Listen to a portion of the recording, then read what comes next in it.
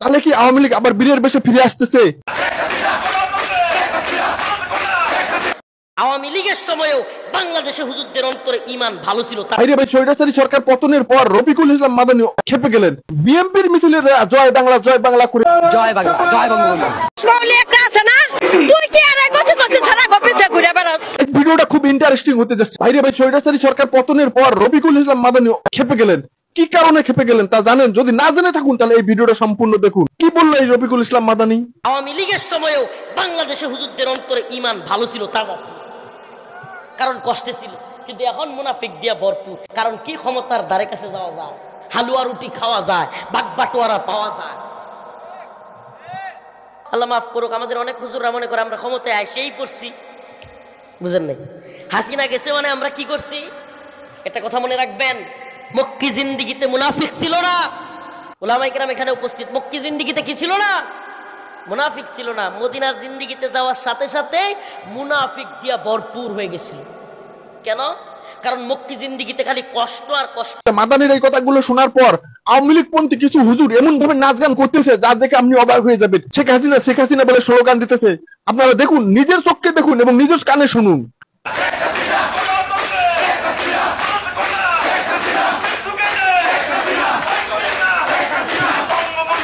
তাহলে কি আওয়ামী লীগ আবার বীরের বেশে ফিরে আসতেছে? আপনারাই বলুন এবং আপনারাই কমেন্টের মাধ্যমে জানা দিন, আওয়ামী লীগ কি আবার বীরের বেশে আসবে? আমার মনে হয় তো না, আওয়ামী লীগ আর বীরের বেশে আসতে পারবে না কখনো। শেখ হাসিনার জীবনের ভয় আছে। আপনার জীবনের যদি ভয় থেকে থাকে তাহলে অবশ্যই শেখ হাসিনার জীবনেরও ভয় আছে। আপনারা কি আওয়ামী লীগের এই ড্যান্স গুলো দেখে অবাক হইতেছেন? তাহলে শুনুন, বিএনপির মিছিলে জয় বাংলা করে এই পিচ্ছি ছেলেটি কিভাবে স্লোগান দিল, একটু লক্ষ্য করে দেখুন। জয় বাংলা, জয় বাংলা, জয় বঙ্গবন্ধু।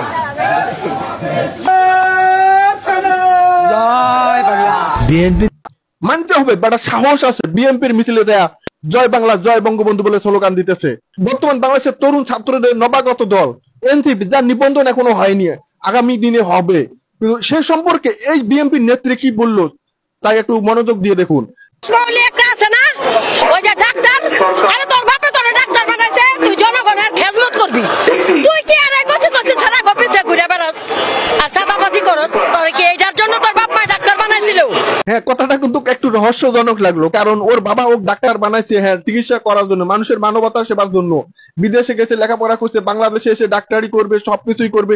রাজনীতি তোমার জন্য না। তুমি কেন রাজনীতিতে আসলা? কারণ তোমার জন্য রাজনীতি করাটা ঠিক না, কারণ তুমি তো ডাক্তার, ডাক্তারি চিকিৎসা করো, মানুষের সেবা করো।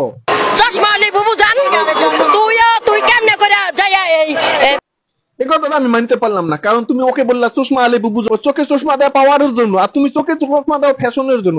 ও যদি চশমা আলী বুবুজান হয় তাহলে ম্যাডাম আপনিও চশমা আলী আপা যান। তাই কাউকে কথা বলতে গেলে কিছু কথা একটু সারমর্ম বিশ্লেষণ করে কথা বলতে হয়।